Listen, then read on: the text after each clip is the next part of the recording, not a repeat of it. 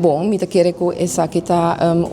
discussão que está tendo há tempo que se hospital e INSAM no mestre tem fusão dus mais estreito de fusão ou cooperação e tem no momento aquilo qual que nós mira tá com cooperação a contribuir na hopi mais com fusão de outro país, tá, não? E nós somos um país chiquito, sin embargo nós temos duas entidades, bota bisa hospital que está cumpre com certo qualidades essa não, pero também INSAM que logra também uma acreditação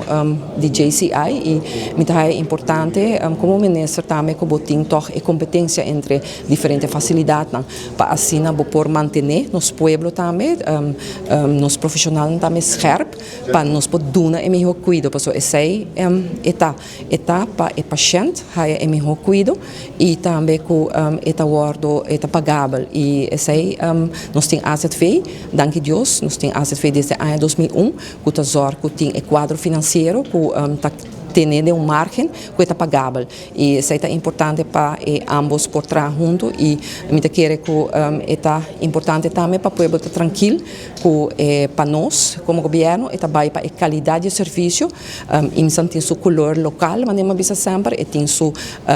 orgulho de tem outro trato tem outro style de trabalho hospital também tem de e me quero todos para contribuir na qualidade de cuidado de nosso país que tanto tempo não tem algo estranho que passa o sistema é por o manter para sobre esta criar também esta garantizar também a qualidade de cuidado que nós podemos oferecer ainda.